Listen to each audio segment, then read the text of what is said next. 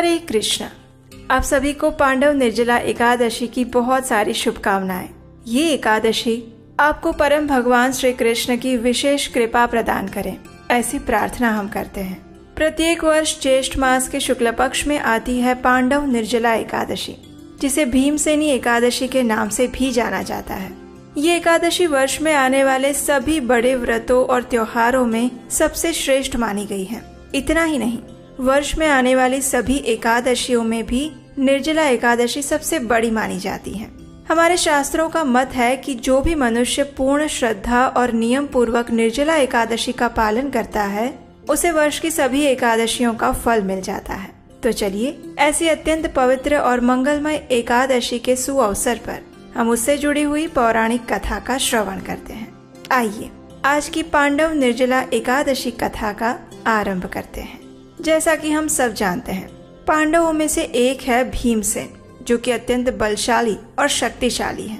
उनके अंदर 10,000 हाथियों का बल है। और ऐसे भीमसेन एक दिन अपने प्रपितामह श्रील व्यास देव जी के पास जाते हैं।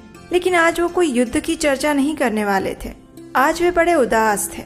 भीमसेन का ऐसा उदास मुख देखकर व्यास देव जी ने उन्हें प्रेम से बुलाया और उनसे कहा, आओ भीम, आज तुम्हारा उदास मुख क्यों है? कहो, क्या बात है?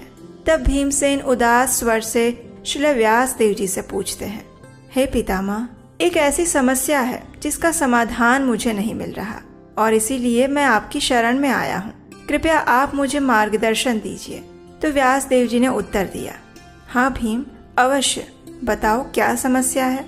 तो भीमसेन ने कहा, हे पितामह, मेरे सभी भाई अर्जुन, युधिष्ठिर महाराज, नकुल, सहदेव, माता कुंती और यहाँ तक कि मेरी पत्नी द्रौपदी भी वर्ष में आने वाली सभी एकादशी व्रत का पालन करते हैं।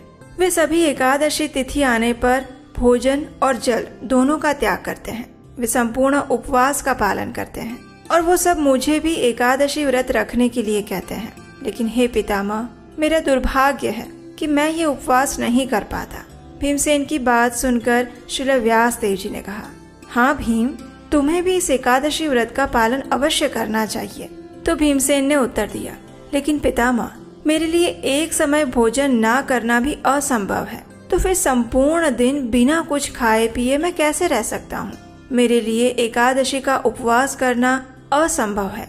तो श्रील व्यास देव जी कहते हैं, हे पुत्र, अगर तुम इस भौतिक देह का त्याग करने के बाद स्वर्ग में जाना चाहते हो, मोक्ष प्राप्त करना चाहते हो और नरक में गिरना नहीं चाहते, तो तुम्हें वर्ष में आने वाली सभी एकादशियों का पालन करना